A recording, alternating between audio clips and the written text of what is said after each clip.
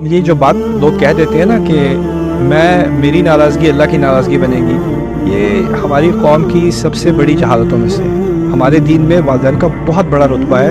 لیکن اس کو اللہ تعالیٰ کے ساتھ نہیں جوڑا گیا جس طرح ہم لوگوں نے جوڑ دیا ہوا ہے۔ اور لوگ یہ بات کیوں استعمال کرتے ہیں یہ بھی سمجھتے ہیں۔ پیرنٹس کہتے ہیں کہ تم میری بات نہیں مانو گے تو اللہ ناراض ہوگا،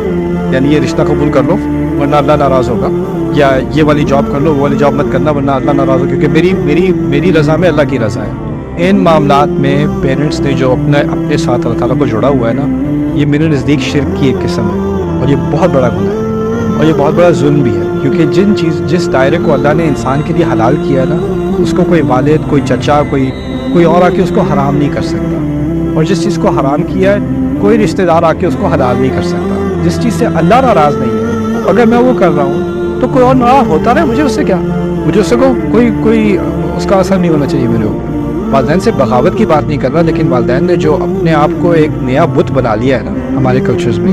یہ ایک بہت ایکسٹریم تک بات چلی گئی ہے۔ ایک ایکسٹریم ویسٹ میں ہے کہ والدین کو نرسنگ ہومز میں ڈال دو، ان کا کوئی لحاظ ہی نہیں ہے، اور دوسری طرف یہ کہ ان کو سجدہ تو ہم پانچ وقت جو ہے وہ اللہ کو کرتے ہیں، لیکن جو سائیکولوجیکلی سجدہ ہے وہ ہم اپنے والدین کو کر رہے ہیں، رائٹ؟ اور یہ غلط ہے۔ یہ ہماری قوم کی جو ہم پیچھے رہ گئے نا، اس کی وجوہات میں سے ایک یہ بھی۔ والدین نے جو اپنے آپ کو ایک نیا بت بنا لیا ہے نا ہمارے کلچرز میں، یہ ایک بہت ایکسٹریم تک بات چلی گئی ہے۔ ایک ایکسٹریم ویسٹ میں ہے کہ والدین کو نرسنگ ہومز میں ڈال دو، ان کا کوئی لحاظ ہی نہیں ہے، اور دوسری طرف یہ کہ ان کو سجدہ تو ہم پانچ وقت جو ہے وہ اللہ کو کرتے ہیں، لیکن جو سائیکولوجیکلی سجدہ ہے وہ ہم اپنے والدین کو کر رہے ہیں، رائٹ؟ اور یہ غلط ہے، یہ سراسر غلط ہے، اور یہ ہماری قوم کی جو ہم پیچھے رہ گئے نا اس کی وجوہات میں سے ایک یہ بھی ہے۔